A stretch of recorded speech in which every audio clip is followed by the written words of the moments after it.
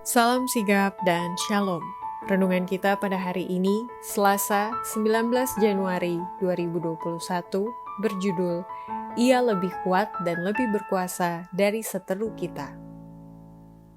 Ayat intinya terdapat di dalam Mazmur 24 ayat 8. Siapakah itu Raja Kemuliaan?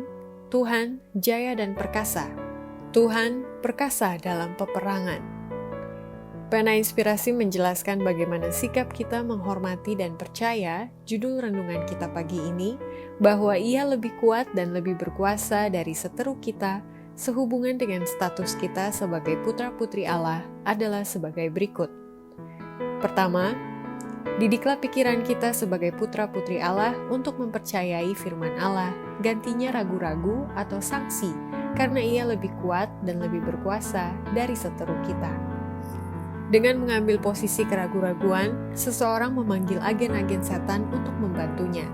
Tetapi satu-satunya pengharapan dari orang yang sudah dididik dalam ketidakpercayaan akan jatuh tak berdaya pada juru selamat, dan layaknya seorang anak menyerahkan jalan dan kemauannya kepada Kristus agar dia dapat dikeluarkan dari kegelapan kepada terangnya yang ajaib.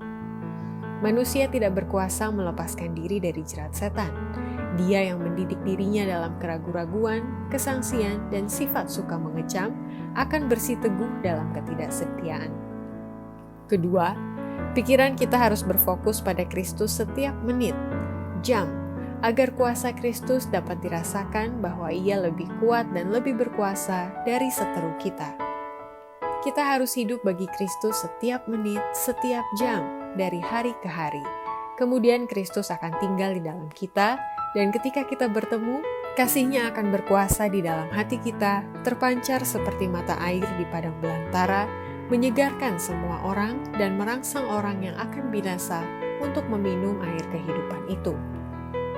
Ketiga, Kristus lebih kuat dan lebih berkuasa dari seteru kita, karena Roh Kristus selalu bekerja dalam hati nurani setiap orang percaya. Guru Ilahi mengatakan, Rohku sendiri sanggup mengajar dan menghukum dosa. Keadaan luar mengesankan pikiran hanya untuk sementara. Aku akan menjalankan kebenaran dalam hati nurani mereka, dan mereka akan menjadi saksiku di seluruh dunia dan menegaskan tuntutanku atas waktu, uang, dan intelek manusia itu sendiri. Keempat, Kristus lebih kuat dan lebih berkuasa dari seteru kita, karena Kristus senantiasa berada di tengah-tengah putra-putrinya sampai pada akhir zaman. Haluan umat Tuhan haruslah ke atas dan ke depan menuju kemenangan.